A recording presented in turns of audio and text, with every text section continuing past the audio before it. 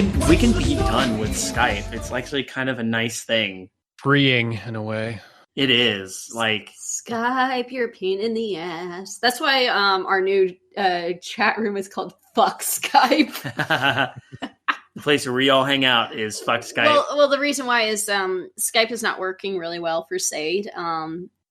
He's unable to see the last word of every, or the last line. Sorry, the last line of every. Yeah, it's kind of sad because, like, I remember before Microsoft got their mitts on it, Skype was not too bad. It was kind of the main way I communicated with people for a long time. Oh, same. It was the nice, simple version, alternative to like other VoIP things that I would use for gaming. And those were always a pain in the ass because it was download this client, open it up. Here's the special IP you have to put in. We're in this room, and like the layout was terrible. Yeah. And now Discord, and to be fair, Discord had a lot of growing pains, but it feels like in the past year, it's really just added a lot of good features. It's stable. We have screen sharing now. It's my go-to. It's just so nice to use. Mm-hmm. It's great. It took a long time, but at last we can all watch Ghost Adventures together on Discord. Ghost Adventures Party. Which reminds me, we need to watch the when the next one does hit. We've already gone through the last 3 of the quarantine run. We should definitely hit the last one. Yeah, I know it already aired. It should be on Prime fairly soon here. Sweet deal. Yeah, I mean, I'm down, and it's cool, like just seeing the sort of technology evolve. So yeah, welcome to Undercooked Analysis, a podcast that we record on Discord because we are cheap individuals. That's what we are. Well, I don't pay for Discord. We just don't. I feel like we should, just because like Discord has done a lot of good by us recently. So it's like, I don't know, if it had features that I needed, I would. It's not like super expensive, but I don't need special emotes or anything. So no, we can do what we need to do with sort of the rudimentary version. But yeah, we've entered a new era of UCA in terms of the recording, because now we're recording these via a Discord bot. Now, obviously, for a lot of people, and maybe even people listening to this far in the future, that's going to probably seem fairly unsophisticated. But we're finding it's working out pretty well for us here at Creative Horror. It's also better than Skype, because Skype would only record. It would record both of ours, but they would record the voices together. Yeah. Each one is a separate one. Like it records. Oh, and then it records everybody in stereo, which is nice. So fun audio editing background thing. With the previous incarnation of what I used to record this podcast, we would have everybody. I would be entirely one channel, but it would all be right channel, and everybody I would talk to would be all on left channel. It was really bizarre. So, and the quality isn't great. So I'd have to mix the files in mono and then fuse them together, and there would be a ton of editing involved. Here, not so much. I can record these, have more fine editing involved, and as the podcast where there's no script, no plans, no filters, and hardly any editing, is actually got a little bit more spit and polish behind it now. So. Sorry to betray you all in that respect, but if you've been listening for a while. Well, I mean, it took a little bit. I mean, it took some trial and error in the past few episodes, and people probably noticed it. Oh, yeah, for sure. Especially the one we last released where we read Channel 1. I think that sounded better than you think it did. It did, but I really had to adjust the levels of our channel, because we were peaking a lot. And hopefully that's not going to be the case here. I'm trying to measure my voice a little more as a result.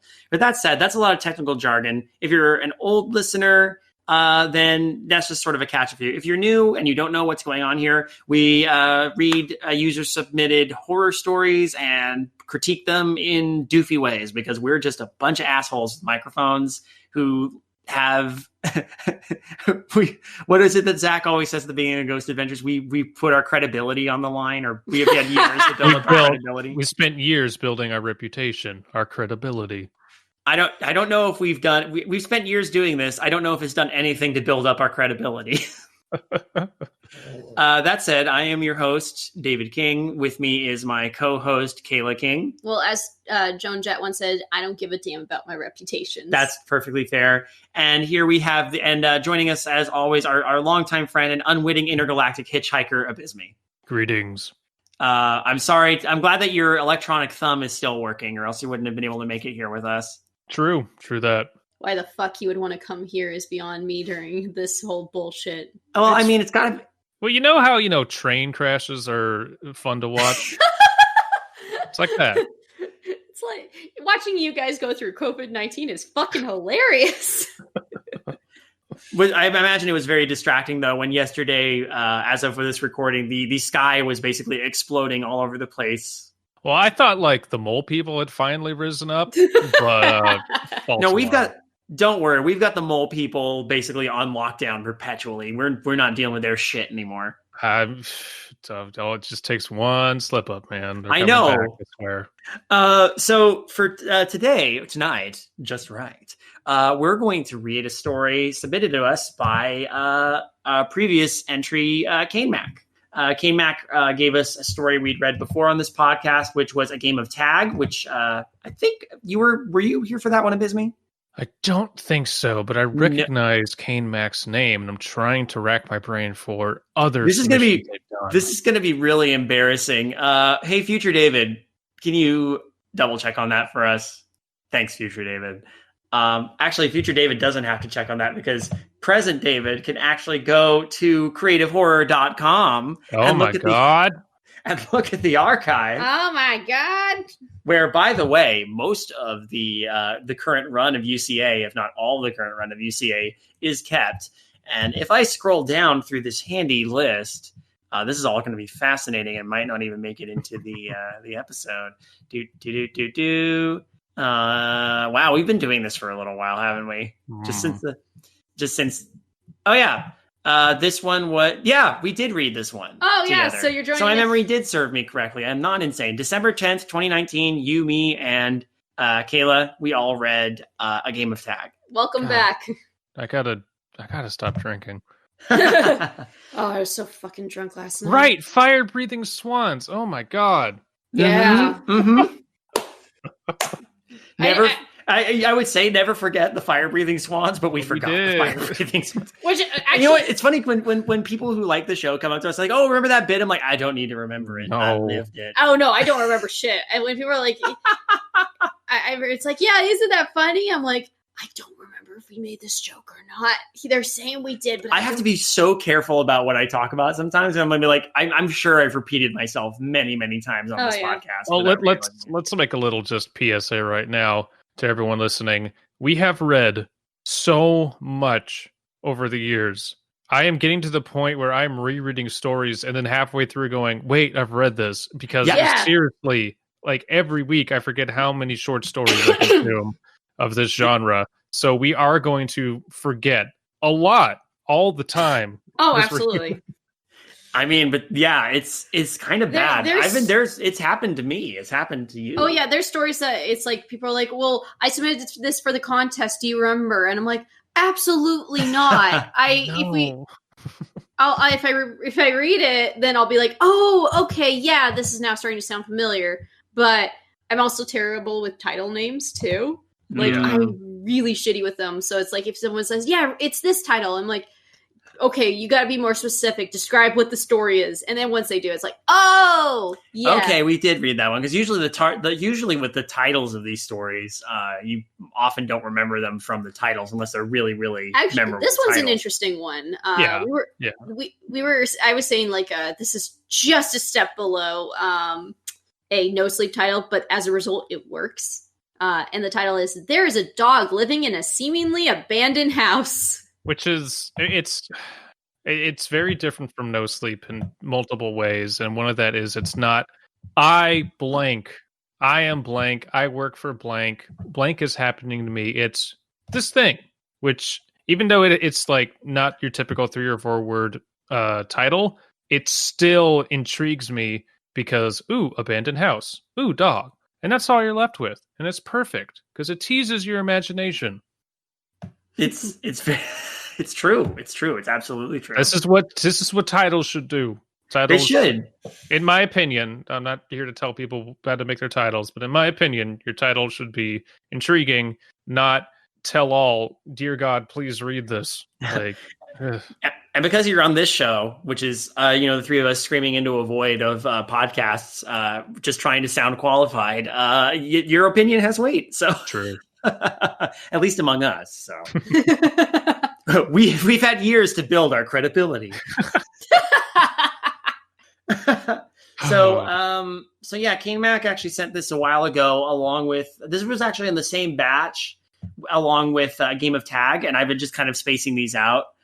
So Cainmak actually describes this story as I know long title is long, the mildest of the bunch. Also, Alan's predictions will probably be correct. Now that's interesting because unfortunately Alan is not here to give us predictions about this story. So I apologize, Cainmak, but we are lacking an Alan tonight. You'll just have to substitute one of us for Alan somehow. Well, maybe you might be able to predict. Who knows? Maybe we're gonna have to do like a WWAP. What would Alan predict? Well, what was it Wishbone? The show about the dog who travels through history. The dog. This reminds me of a story. Yeah, I'm guessing the dog is Wishbone. And yeah, so I know Wishbone very well. Wishbone is not a dog that travels through history. He is a dog that has a very strong love for literature. So it would switch between like his life as a dog with a family and stupid bullshit that they go through, and then somehow this reminds him of the Man in the Iron Mask, in which they put a dog in an iron mask. No, Jack Russell Terrier. They'll put a Jack Russell Terrier as the main character in like literature. I thought it was fucking amazing because it was awesome when you're a kid. Yeah. Well, what makes it great? It's great as an adult too because you watch. What makes it hilarious is the basic parts where it's like, oh, I'm just a 12-year-old kid, and my dog and I have trouble with. It's like I'm hanging out with my dog, but oh no, I struggled with it. I got a bad grade on a test, and then there's this Jack Russell Terrier. Like, that reminds me of Romeo and Juliet, or just like all these different forms of literature, and almost all of them are not exactly G rated. Oh. The one episode I remember out of all of them, I don't even know what the fuck story it was talking about, but it literally just puts Wishbone in the middle of the Revolutionary War, and there's guns going off all over the place, and he's like running, trying to like save people.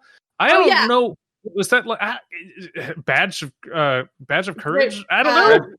Red badge of courage. You know what? I need to see the episodes. I need to see what as we go through this. We should just think of weird books that Wishbone could be in. Well, this reminds me of Franz Kafka's Metamorphosis. Could you imagine? It's just 5 minutes of Wishbone morphing into a cockroach. Well, there's there's those prank videos of where they dress the little dog up like a giant spider and put it at the end of a long room.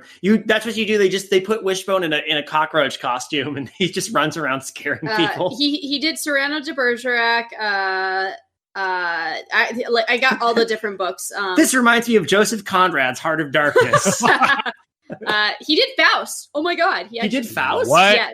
He did Ivanhoe, the Hunchback of Notre Dame. I think I remember that one, actually. I think the one that cracks me up was when he did Frankenstein. Yeah. And you just see him freaking out about his monster, and there's this little Jack Russell Terrier barking at Frankenstein's monster. He also did The Purloined Letter, The Time Machine, Pride and Prejudice, Count of Monte Cristo. I'm trying to picture the other awkward part besides. Yes, he did do the Red Badge of Courage. That's gotta be it. Wow. There's some. No, I think. Wait, is it? What? I think he actually did. Wait, are you kidding me? That was a joke. Oh no! Wait! It's Metamorphosis of Julius Caesar. Oh shit! No, we saw Metamorphosis and we're like, no, what the fuck? Also, Phantom of the Opera. Yes. Wait, he did the Aeneid? No one knows the Aeneid. Oh yeah, there's some of these I'm like, Wishbone is a very well-read Jack Russell Terrier. Yes. I mean, props to doing the Aeneid and not doing the Odyssey, but wow. Northanger Abbey. Oh, I kind of want to see that. Northanger Abbey is my favorite. It's my favorite Jane Austen novel. He also No, did I'm wrong. I'm wrong. He did do the Odyssey. Whatever. he Did did both the Aeneid and the Odyssey? yes. I mean, has he done the Iliad? Are we gonna like complete the Trinity here? That'd be nice. Let me see if he's done the Iliad. I don't think so. I'm not seeing it. Yeah, I'm trying to think. There's books in here I have not even read yet. Wishbone's usually the main character, but it's hilarious to me to picture him as insert some of these parts, like not knowing it. Like again, you mentioned the Purloined Letter, and we just did a Darkly Lit episode about Dupont, and so picturing him being this snooty French detective is pretty great. He did do the. We'll talk about the story eventually. I promise, Cainmak. But we're our prediction last time. Yeah, we did. We just bullshitted. This is what UCA is. They really do. We have to have the freedom to just kind of do what we want with it. That's how it works. But you know, he did Journey to the West. Yeah. Yeah. Oh, really? Mm-hmm. That could be cool. Who in the world would he have played Monkey? Would he have played Wukong? Yeah, must have. So now you have a dog playing a monkey. But I mean, we had a dog playing a human. But for some reason that feels like less of a stretch. I don't like maybe. I mean, I feel like it'd be less of a stretch if he was playing the monk that Wukong travels with. Maybe, yeah. Maybe I don't know. I almost want to just keep talking about Wishbone, but now we have to predict and see if this story is actually a veiled horror story about Wishbone.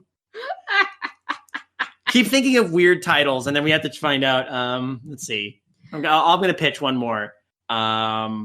Wishbone's like what again, Metamorphosis is a pretty good one. Wishbone's Oedipus Rex.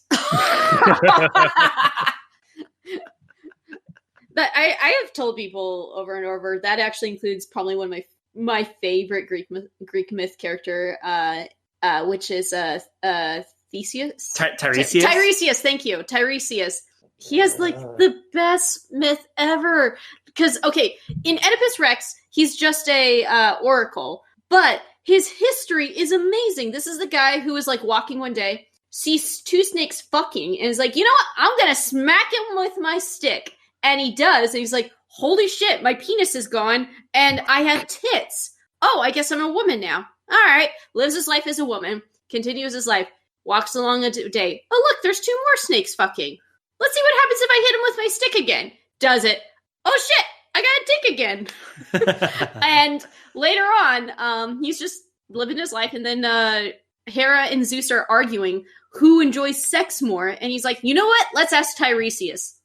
They're like, yo, Tiresias, who enjoys sex more, the man or the woman? And he's like, oh, totally women. Women get more orgasms. Like, absolutely. And Hera's like, fuck you. Blinds him. And Zeus is like, oh, man, I'm sorry. My wife is such a bitch.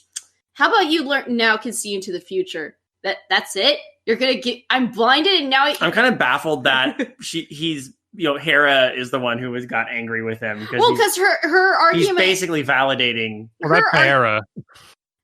but again, that's Hera. Well, her argument. So her argument was that men enjoy sex more, where Zeus's argument was women enjoy. Oh, sex okay. more. So basically, it was a okay. And all right. Yeah, Tiresias basically said Hera's wrong, and Hera's like, don't ever tell Hera she's wrong. No, Hera's. I'm trying to compare that to a real world situation of the impossible choice of what god do you want to piss off. Did you guys ever watch C-Lab 2021? Oh yeah, but it's been a long time, and I never saw the whole series. There's one episode where like two of the characters break up, and they go to like a party, and they're trying to like just basically get back at the other, and there's all this just like debauchery going on, and one of the characters is standing up back and says, "Sweet God, don't strike me blind now!" And then he just gets shocked with lightning, and suddenly is blind and has a cane and the glasses, and just says, "Sweet crackers, I'm blind." That reminded me of Tiresias. Sweet crackers, I'm blind. Also, Tiresias was basically a jaded bastard in Oedipus Rex. Boy. No, there's like actually a point where he's like, yeah, you motherfucker. And Oedipus Rex like, how dare you? No, you're actually a motherfucker. Like, it's like somehow, it's like in that sort of tone. And that's how we find out that Oedipus... Spoilers! Well, Tiresias is one of those characters that shows up in tons of other stories, too. Like, very, very easy to call upon, which makes him very interesting. He's the Tingle of Greek mythology. Right. Okay, we should read this. So, let's read. Let's read. Sorry. Okay. Should I put a time Cainmak is like, fuck Cainmak's all like, of it. oh my god. No, sorry, Cainmak. There is a Wishbone living in a seemingly abandoned... All right, so I'm going to say I will go, and then Kaela, and then Abysmii. Okay. Sound good? Sound good. Okay.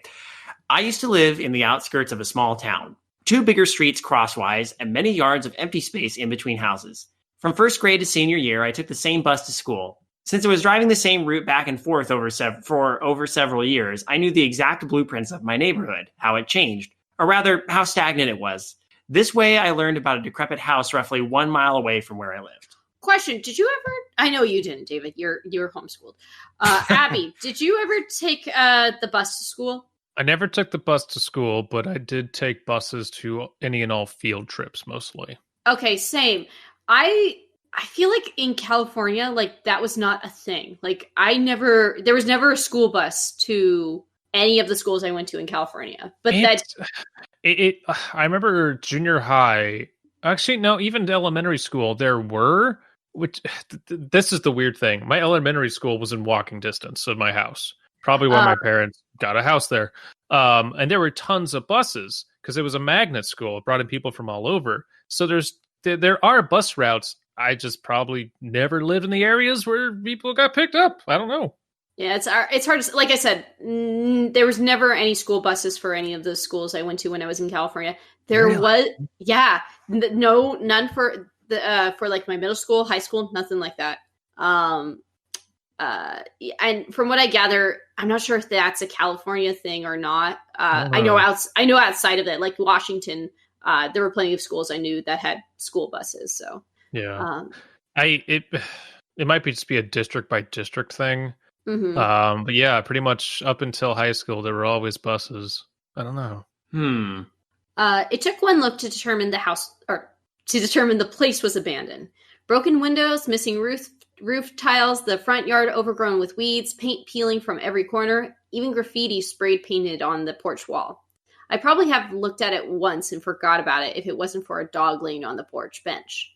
From what I gathered later, he was a gray Irish wolfhound, one of those large breeds used for hunting. I love dogs, I still do, and I couldn't stop admiring the giant beast resting in the morning sun. Then I went to school, finished my classes, took the bus home, and saw the dog again, scampering across the front yard on his long, nimble legs. Okay. I think, so far, so good in terms of like, I get it. Nothing too unusual about this. Well, we can already rule out Wishbone, unless Wishbone is wearing a very good Irish wolfhound costume. I'm actually looking at it. Oh my god. Wishbone's Call of the Wild, except he's playing the human. All of the wild. This is just darkness mushing. Get a beast, get. Hey, look, this is what Aww. It's cute. Yeah. It's cute. Yeah. I will send a picture to show what a Irish gray wolfhound. You'll look up gray Irish wolfhounds if you're listening to this. They're very. I mean, Kaela and I are very partial to dogs anyway. I mean, look at the small poodle monster that we have that we talk about on the show a lot. But I mean, yeah. Here's a picture. Such good puppers. Yes. Such good puppers. I saw the dog every day before and after school, sleeping, walking, or just standing near the chain link fence and observing the speeding cars. Every time the bus passed by the house, I looked outside to check on the dog. It took maybe 4 or 5 drives for me to become attached. During the first weekend, I took my bike, a bag of dog biscuits, and rode 5 minutes to the house. The dog was there, emerging from the shadows of the backyard. This was the first time I noticed how sad and scruffy he seemed. He looked at me intently for a few minutes after I'd placed the bag of dog treats behind the fence. Only after I drew away and hid on the other side of the street that he decided to check the bag. We're missing like a only after I drew away and hit on the other side of the street did he decide to check the bag. But yeah, it's a little typo, but that's okay. I get the gist of it. Mhm. Yeah. Okay. Very, very good. Good dogs. Very good dog situation. Don't leave an entire bag of treats for dogs. No, that'll get them sick. Yeah. But then again, how old is our narrator in this scenario? Do we know? We don't. It just says from first grade to senior Every year time. initially. It took me. Oh, it took me 4 or 5 drives. Oh, all right. Well, didn't this happen from since the narrator was in kindergarten, or when did they? No. Hold on. From first grade to senior year, it took the same bus. That's a long stretch of time, so who knows? Yeah, but then it says after 4 or 5 drives, they became attached. But then that means they were it must have been a time when they started walking. Maybe. I don't know. Every time after 4, during the first weekend. Which first week? I don't know how old they are yet. It's a. Oh, okay. There's some information about where we are in the timeline a little further ahead. I'm reading it. Oh, okay. Okay. So that's just fine. I was just trying to get a sense of time and place. Yeah, next time I would suggest making a little clearer there. Right, when I was, the ritual continued for a while. Each time the dog seemed less afraid and moved a bit closer. On the 6th or 7th visit, I was greeted with a wagging tail and a nuzzle from between the meshes of the fence. Aww. I can picture that so clearly. I named the dog Goliath because of how big he was. Me, a scrawny preteen. Okay, could easily hide in his shadow when he propped his pawns. I think it was paw. I think they got typed. I think they got autocorrected. Pawns. Pawn to E5 against the fence. Okay, bring me your knights now. Where's the queen? I tried visiting him every Saturday with some food, just talking to him. Once I even brought a ball, but Goliath hit it between the tall grass after the first throw. It's mine. Dog said, mine now. Of course. It's mine now. I wonder if that's foreshadowing about the dog keeping certain things buried. That was very good. Because a lot of dogs love to play fetch. I probably visited Goliath about 50 times and saw him at least 1 million. It's hard to tell after so many years, but despite seeing him almost daily, twice during the school days, and sometimes changing the schedule because of personal reasons, I never saw any sign that Goliath had an owner. He was a disheveled, skinny, and morose dog living on a seemingly empty property.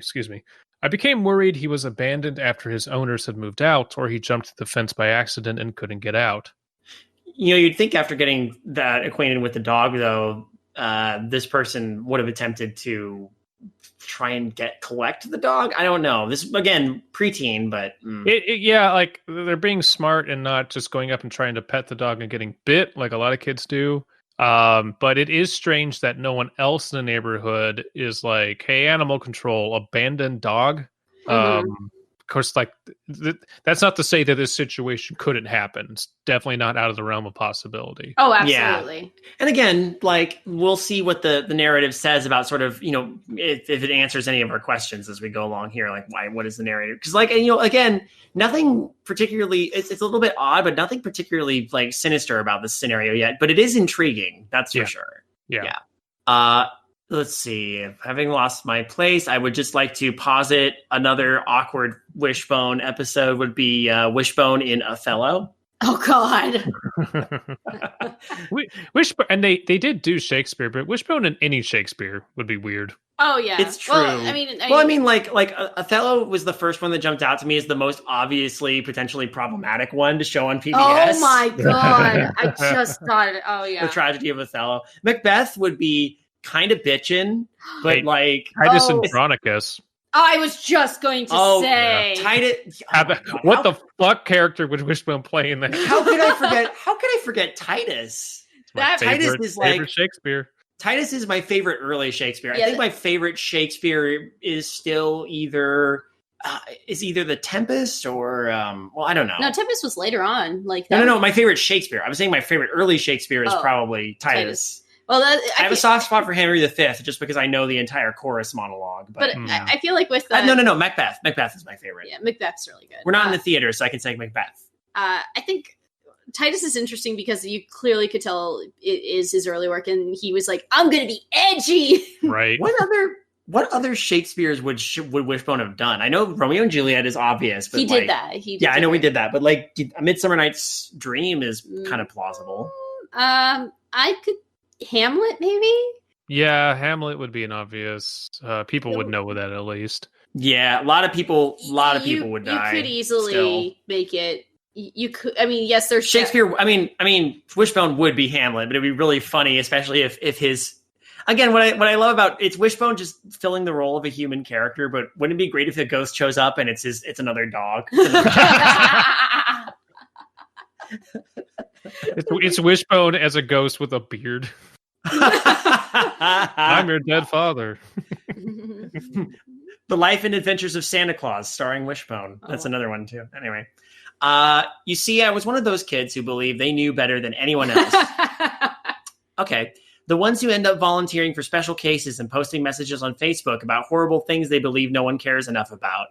Although you become more aware of how annoying and pretentious it is once you hit a certain age, at the time, I truly believed I was the only one who could save Goliath. Oh my God. My first reaction was to pry open the gate, but I knew doing it in public would be a bad idea. I had a gut feeling grown-ups would be against it because it's just a stupid mutt, and you can't just break into someone's house. Kids can be idiots sometimes. Listen, there are two types of people in the world. Number one, people who use Facebook. Number two, people who don't use Facebook anymore, because fuck Facebook. Fuck Facebook, seriously. I hate that platform. It's a pretty garbo platform. No, my Facebook page completely canceled. I only have Facebook Messenger because weirdly enough, I know same. Well, the only reason I use Facebook anymore is because Midnight Marinara and by extension Undercooked Analysis has a Facebook page that I keep up to date as much as I can with postings. So it's weird because I've heard people say, "Oh, I only use Facebook Messenger," and I'm like, "Okay, well, I guess that's the only way I'm going to communicate with you through text, I guess?" ? Well, it helps if you already have a robust friends list and you don't have to look up a phone number. You can just go bip, bip, bip, bip, bip. So unfortunately, it has, Facebook kind of has still that by the balls, The Messenger, yeah. Yeah. But my page is gone. I can use Messenger. That's good. That page is gone, thank God. Yeah. All in all, my bright idea was to sneak in during the night and release Goliath. Should I? Yeah, keep going. There's the stupid kid I'm waiting for. Yeah. There it is. Yeah, there it is. And especially at night. So now we're going to get some haunted house shenanigans. But at least they admit I was an idiot kid. That night with a bag full of useless stuff I believed to be rescue gear, I left the house when everyone was asleep and rode my bike across the street. Brought my 50 feet of hempen rope, a bullseye lantern, 5 days of trail rations. It was early in November, I think, a cold one at that, so the whole neighborhood was wrapped in a veil of darkness and dead silence. The only light sources were the street lamps and occasional flickers from faraway houses. I listened as the wind swept the leaves from the sidewalk, simultaneously feeling like an action hero and pissing my pants in terror. This is great. Ooh. That's a great paragraph, actually. Did either of you ever run away from home? No. Well, no. Like any kid, I feel like at a certain point I contemplated it at one point, but it was during an argument where it was just me entertaining the idea because it was like the edgy thing to do and not because it's actually something I wanted to do. Sure, yeah. It was me. I was very young. We're talking very young, like single digits young.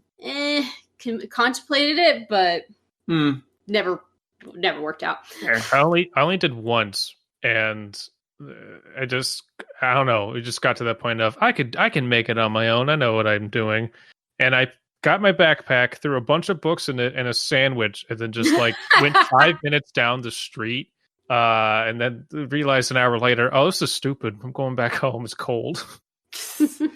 I think in my mind the first thing I would always think of was there's a bag of saltine crackers in there. I'll grab that. Yeah, that'll be enough. Well, I do like this. This setup manages to convey a lot of mood with very little, and I think that's very good. Cainmak has demonstrated before that she knows what she's doing as a writer. So yeah, big props here. I actually really like this setup so far. Mm-hmm. So I think this is. Oh yeah, sorry, we're on you now, Abysmii.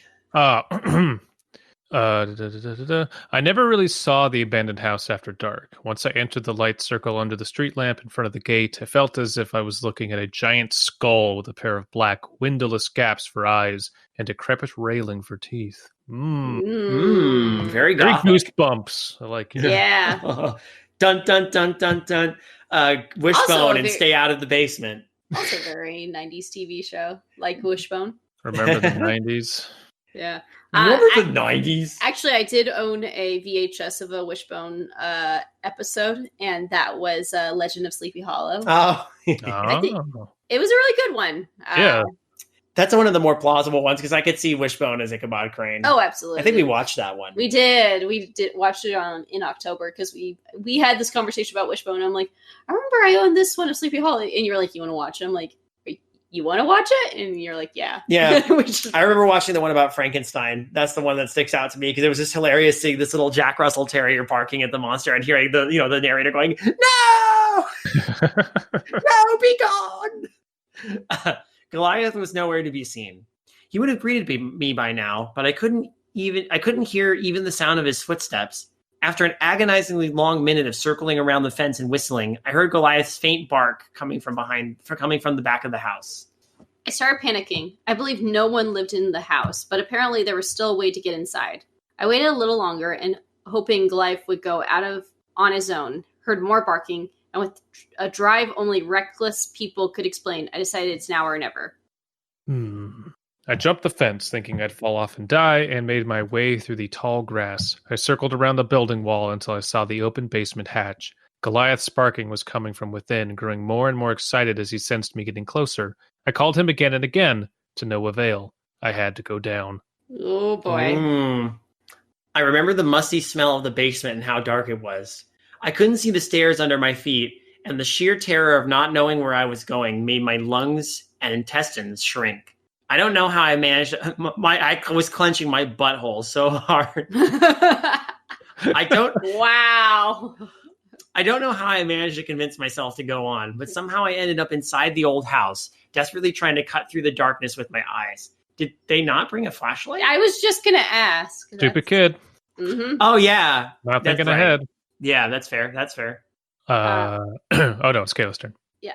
Most things that happened later are still a blur to me. My memories from that night are mostly a slideshow of feelings and scenes. Honestly, to this day, I'm not sure if what I remember is really what happened. However, I'll still try to recall everything. I love that because that is, as you get older, that is a lot of shit from your childhood. Scenes and feelings, and they're all fuzzy and hazy, and you're like, I think that happened. I don't know anymore. I feel like this is like the place where it's like, then I discovered something weird fucking happened, or like, and then the scariest fucking thing happened. And instead, what I saw down there would change me forever. Yeah, and this is the best way to have like, I guess like a way to reflect or like a pause. Yeah, where that people want to include.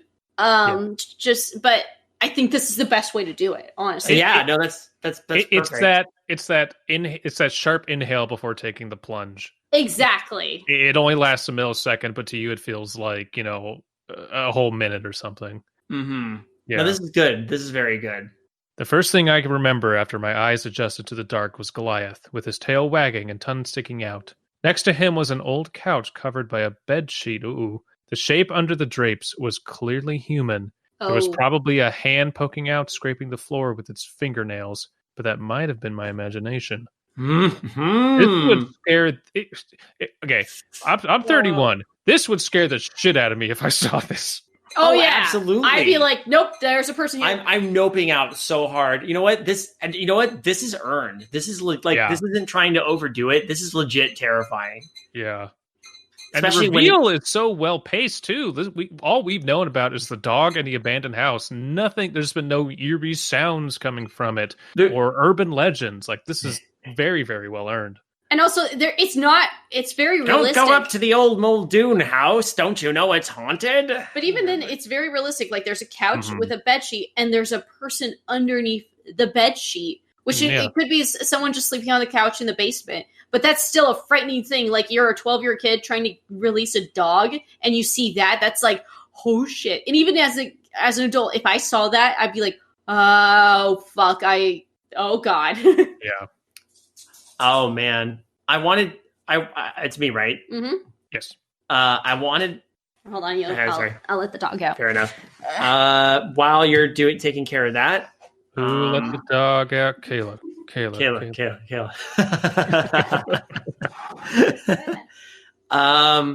The Body Snatcher, starring Wishbone. Again, there's a lot of great classic literature that you could not touch with Wishbone without people going, "What the fuck?" So this is a good time. Oh man. Okay, I wanted to scream, but nothing came out. Instead, I remember the feeling of being squeezed to the point of losing air. I knew it was a dead body, but my mind was trying to block the thought. My head was probably filled with cotton because I can't remember if Goliath was still barking or not. Oh my god, that didn't click. I thought it was like a sleeping body, but that didn't click. A hand scraping, and scraping is an action.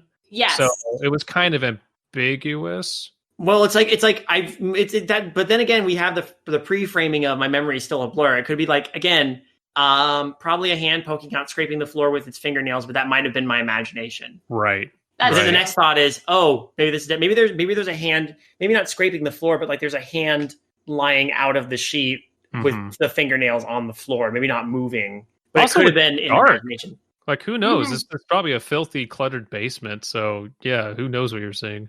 Like, it could here, obviously there's a rational explanation for this, and it's creepy that could be like very similar to, oh, you know what? Well, that's the best thing. The rational explanation is just as scary as the fantastical one. Both are frightening, and that's really hard to achieve. Exactly. You know what the thing that what I was about to explain with the rational explanation of this being that Goliath is just a noble dog who doesn't want to leave its owner's side, even though the owner has died. Totally a thing. Like, happens all the time. But I just realized the dogs in Skyrim are basically Irish Wolfhound looking, right? Oh yeah, I would say so. If you've played Skyrim, do you remember the quest where you find the Miko, the dog at the abandoned house? You find the owner dead in the bed. Oh god, I don't remember. I wouldn't say I speed ran Skyrim, but I definitely went in, did the quest lines I found interesting, and got out. So I don't know if I've done that one. Okay, it's a little side quest that doesn't really have much to it. If you happen to bump into this dog, the dog will run away, but you could follow the dog to this cabin, and you find a dead person in the bed there, and a note that talks about how the guy is dying of rock joint. And he says, "I feel bad for poor Miko. I hope he's going to be okay." But then the dog can become a follower for you, right? Because suddenly the dog adopts you. So I'm wondering if this is that quest line just taken into a. I don't know if Cainmak plays Skyrim, but that's something that's occurring to me right now. Everyone played Skyrim once, at least once. It's a great game. I mean, Bethesda may not do very well with Fallout at a certain point because nothing is ever going to top New Vegas. But so but man, there's a lot to be said for the Elder Scrolls, at least. Yeah, very well realized fantasy universe. Anyway, so yeah, dead body. That's horrifying. Then it cuts to the mirror, or it might have been just some reflective surface. Either way, I turned around and saw the reflection of my terrified pale face and the couch. Oh, coach. I know it's supposed to be couch. Could be couch, yeah. The bed sheets were thrown aside. The dust. Oh shit! The bed sheets were thrown aside. The dust still floating in the air. I swear it took maybe a few seconds. Oh no! I would if I turned and saw a mirror and saw me in it. That would also probably make me scream. Just given the situation. But it's like you're kind of just reading through, and it's like it flew. It's like whoa! And that actually hit me. Just by how plain it was. No, I gasped or anything. I just turned around. And I looked at the couch behind me. It flew open. Oh fuck! Yeah, this is legit spook. This is legit spooky. I'm very spooked. I'm gonna be a fucking fanboy here, but Abandoned by Disney has a fair enough. Written by a friend of the show, Slimebees. Yes. There's the part where before the protag descends into I was going to call it the catacombs of the park. They're just taking pictures of a giant snake statue Presumably, oh god, what's the snake from fucking Jungle Book? Ka. Yeah. And then after the pictures are taken, the snake kind of like pokes its heads up and slithers away. And it's just so plainly stated of, oh my god, that was a real python, and I was 2 feet away from it, and it could have killed me at any point. And it's just like it's very blunt and plainly stated, but like very effective. And I feel that we don't get that a lot in a lot of these types of stories because and then with a great howl, the vampire lurched at me, and it's don't do that. This is blunt, like this is great. Mm-hmm. It's visceral. I think that's the word I would use for it. I like that. And the horror is very simple. Already you're like, oh god, there's a dead body. But now we're realizing it might not be a dead body. Yeah. Right. Or maybe there's someone else here, the third party we'll even know about. Oh, like again, they only saw that the sheet on the couch had been thrown up, right? Mm-hmm. Okay, something jumped at me. I don't know who or what or when. I fell face down. A heavy weight pressed against me. That's all I can recall. No screaming, no struggling. The next moment, it was early sunrise, and I was laying in an unknown bed with dried blood on my shirt. What the fuck?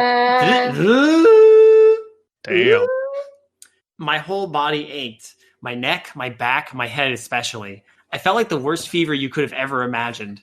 I couldn't get up or turn my head for the first few seconds because the world was spinning around me. At that moment, I thought I was dying. This is all very realistic to a degree. Jesus. Yeah. I remember looking around and finding a Hershey's bar on the nightstand. It seemed really surreal at that time. Yeah, no kidding. Mm-hmm. I was dumbfounded and so terrified I wanted to cry, all while staring mindlessly at a chocolate bar. To this day, whenever I see something from Hershey's, I have an unconscious urge to cry. Shit. Yes. Mm-hmm. Oh, God, man. Bravo. Cainmak, you're killing it. You're killing it. Yeah, this is just so like relatable. Not in that everyone's gone through this, but this is how you reflect on things from your childhood. It's so well done. Just things in general, like when there's something like small that is uncomfortable or brought you in a like unhappy situation. Yeah, it does. Yeah, you do feel like, oh god, I feel like I want to cry. It's like, and you just want to avoid it. It's kind of like people say, like there are songs they will avoid because it reminds them of an ex. This is a very similar thing. Or whenever someone brings up Fox and the Hound. Yeah. Shooby dooby doo, let your body turn goo. Oh god, listen to Anna musings for that joke, guys. Oh god. Paprika and I did watch Fantasia 2000 yesterday as well. Oh, good. We still need to watch that. We'll arrange when we need to watch it, and then we can arrange a time to record it whenever. So I have many an opinion. Actually, that's not true, but I do have strong opinions. All right. Okay. I managed to get up, despite my body feeling like a ton of bricks. I sneaked to the corridor and saw the door to the backyard, just a few feet away next to the kitchen. However, someone was already there. I heard clanging kitchen utensils and a swift cut of a heavy knife. Panic rose within me. I was probably crying at this point, thinking I was going to die without anyone knowing where I was.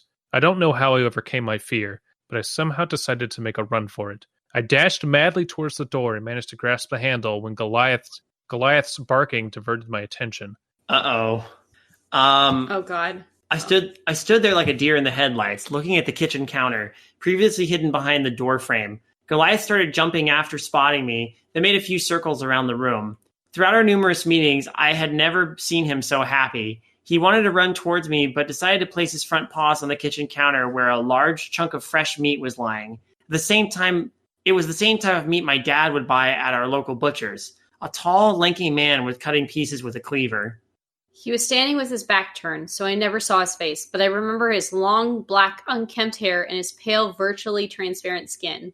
His body under the dark, sleeveless vest was almost anorexic, and I'm using the word almost loosely. He looks like those super skinny models I saw in magazines back in the days. When he raised the knife to cut another chunk, I could see how sinewy his arm was. Oh, I could saw how, or see. See, but yeah. You corrected it. Yeah.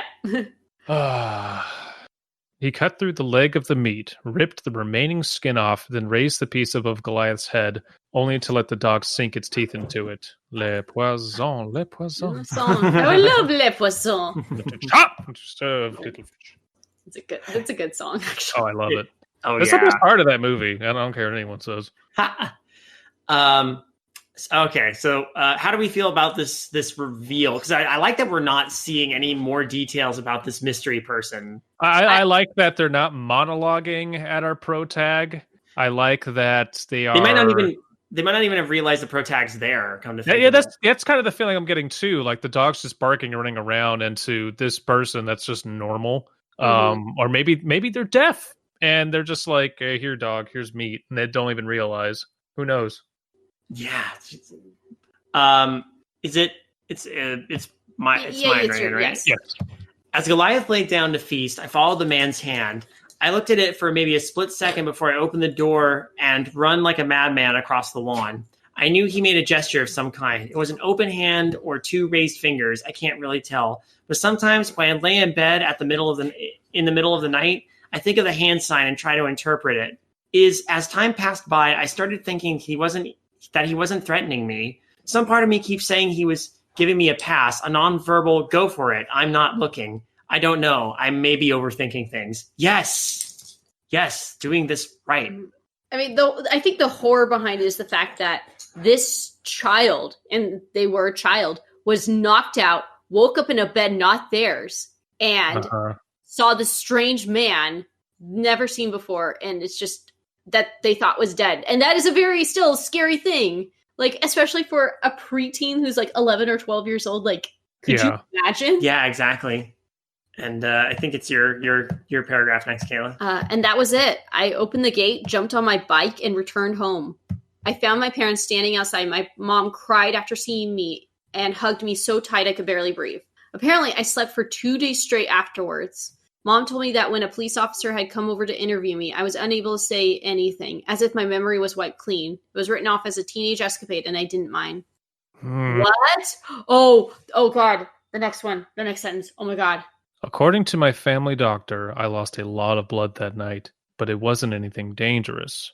What? What? Oh, and it. So. What? Okay, but it's the meat was the type that they saw that the narrator's dad bought. So we're assuming like steer or something. Yeah, because he cut a leg off and gave a piece of meat to the dog. Yeah, but a lot of blood. Like that's interesting, but that would explain some of the delirium. You know. Mm-hmm. I never visited Goliath again. I changed seats in the bus just not to look at the house. Whenever I used my bike or car later on, I would take different routes.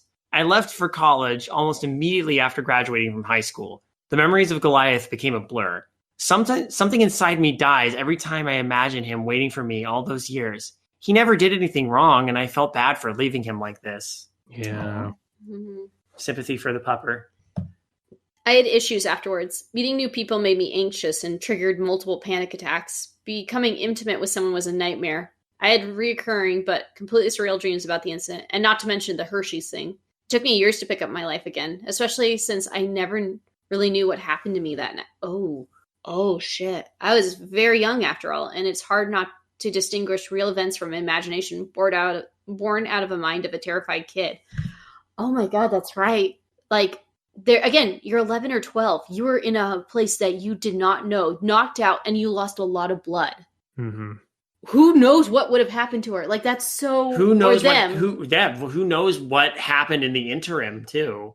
It could be like that. The unknown is what makes it so much worse, and that's good horror. That's good horror right there. Oh yeah. I had a long discussion with my mom about the abandoned house. I only told her I was taking care of a dog that lived there. She wasn't really that surprised, knowing my dedication for animals. Apparently, some vagrant had been squatting there for God knows how long, and he brought Goliath with him. No one really cared about him since the property didn't belong to anyone, and the guy never really showed himself during the day. Every day at the crack of dawn, he would go out and buy meat for his dog. He paid with real money, so no one bothered giving him crap. Okay, so people knew some guy lived there. Mm-hmm. Yeah. Huh. Last year, I visited my hometown and, for the first time in forever, took a look at the abandoned house, or rather the remains of it.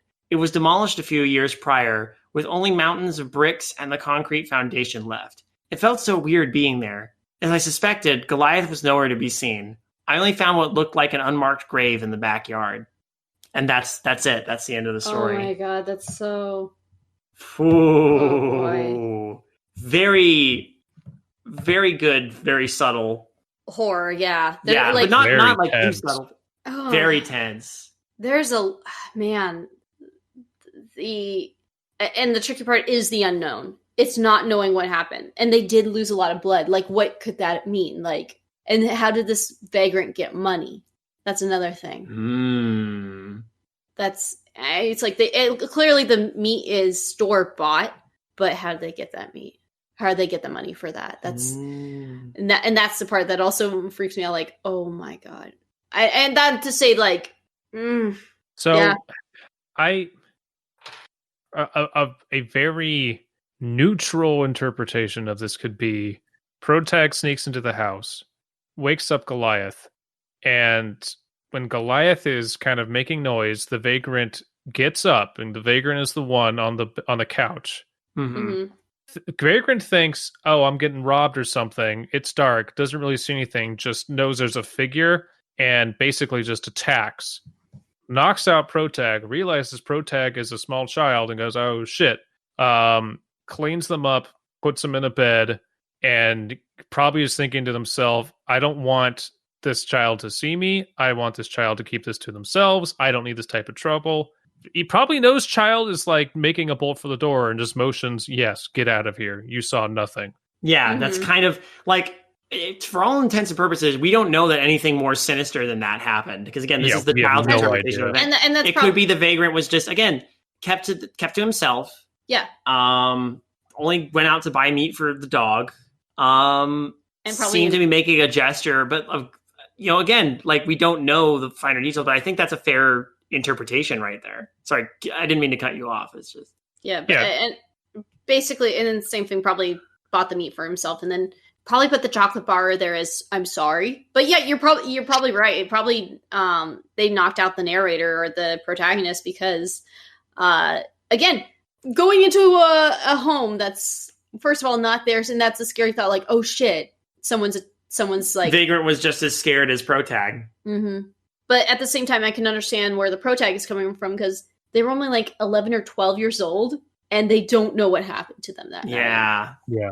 And that's kind of the genius of this story is it's possible nothing seriously traumatic happened, but because they were so young and because they don't remember, the unknown is what's causing the trauma here. And it's perfectly understandable. Mm-hmm. Because you could read so much worse into that just based on the evidence presented. It seems like they got knocked out hard enough, again, not to remember everything, but also to lose a lot of blood. Yeah. Like that, like, clearly who... It is strange that we don't get more details on. I woke up and there was a deep gash in my side from where a nail had hit me, or I had a severe nosebleed. They did say their shirt was bleeding, so that rules out the lower part of your body, but it's still like, what was the injury? Who knows? That's well, I true. mean, like, if Protag had been knocked over, they could have had a mild to serious concussion if they were unconscious for. They were unconscious for that long. But the way it's where it's like something heavy hit them or landed on them, push them down. So yeah. Which to me is just being pinned by someone going, "Who the fuck are you?" I don't know. Tackled to the floor by the vagrant, maybe. Yeah. Yeah. But either way, fantastic story. This is very good. Yeah, I wouldn't. Other than a few typos and a couple, word tweaks, I think this is a very, very solid entry. And absolutely. This reminds me of for people who watch Red Letter Media, when they did a half in the bag on Krampus. Jay said that Krampus is very young people horror and not like cheesy, but just very appropriate for all ages, but specifically for preteens and young people. This would be a great horror movie in that vein because it's not explicit. It wouldn't be rated R but it's terrifying just because of what's going on. It's really good. It is very good. It's a very good way to put it too. That's basically what's going through my head. Is it's like as a short story, it captures kind of that plausibility of what's happening, but also the fear of the unknown. And man, does it actually like make my skin crawl a little bit. Mm-hmm. Yeah. So, damn, Cainmak, nailed it. Good work. Good work. That's let's go ahead and give it our freshness ratings here. I will give it one big old hunk of fresh meat for the good boy.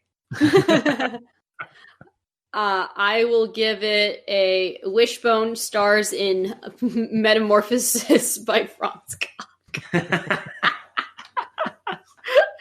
I just want that to happen. I don't know how they would do it. It'd be great though. It would be Wishbone trying to talk to the protag of Metamorphosis, and the protag's just sitting there and not saying anything, and it would just be that single stable shot for like 15 minutes.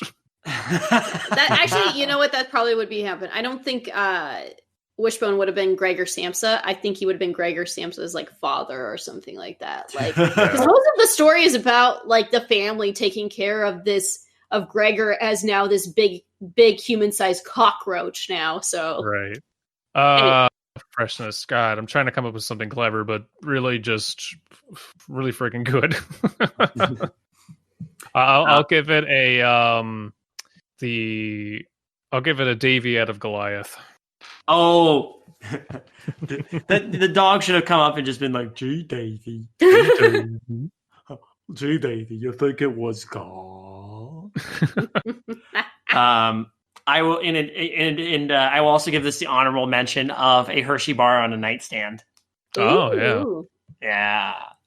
Oh man. Well, okay, Cainmak, thank you again for sending that to us. If you're just coming to us now and you want to hear the other story we read by Cainmak, A Game of Tag, you can find that on creativehorror.com or in the archives of this podcast, or possibly on YouTube, depending on where you're listening to this on the Creative Horror channel. While you're here, you can also check out some of the other fine shows Creative Horror produces, shows like Darkly Lit, which this month Kaela and I will be, and Sade will be, and our co-host Sade will be talking about The Ballad of Black Tom by Victor LaValle. Victor LaValle, thank you. Which is a different spin on Lovecraft's horror at Red Hook. But other shows like Trick or Track, which I believe any interesting things going on there, or no, just kind of waiting for a new piece of media to emerge that warrants an episode, and I don't know. There's good movies on the horizon, so maybe something will come up.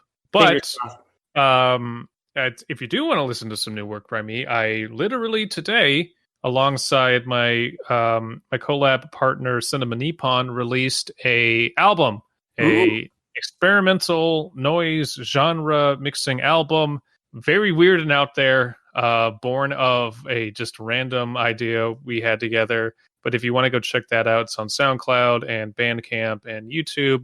The artist, our group name is Abandoned Hatchback, and I would pronounce the album title, but it's in Japanese. So just go look up Abandoned Hatchback. I did a recent tweet, so you can find it there. There will be links in the show notes as well, so if you want to take a look at that. I just subscribed to the YouTube channel for Abandoned Hatchback and started listening to it, and it's good. It's pretty good. Excellent. Yeah. Yeah, but I mean, I like fucking weird, so. Yeah. Yay. And then, of course, we have other podcasts as well. There's the Archives of Midnight Marinera. There's the Witching Hour. And there are more things on the horizon as we continue to, scheme and plot and concoct unusual things for this weird little network we have together. If you want to submit a story to Undercooked Analysis, you can email me at midnightmarinera@gmail.com with a story you'd like us to read. We will give it the same sort of treatment we give every other story submitted.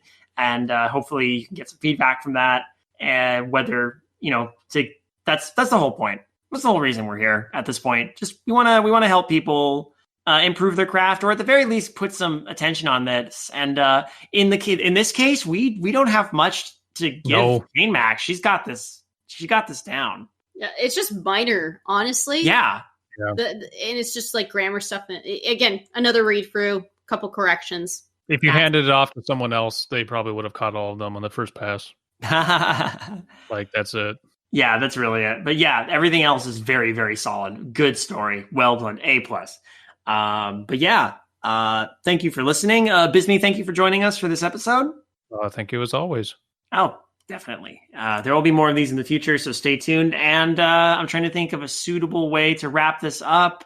Wishbone in space. just in space. Yeah. What's the story? I don't know. I'm in space. Help. What's the story, Wishbone? I'm playing Leica. Help. Good evening, intrepid listeners. This is the Pasta Shade, the host of Midnight Marinara, and this podcast is part of CreativeHorror.com, a network of podcasts and creators working together to build a constructive community of horror fans. For more content like this, visit us at CreativeHorror.com.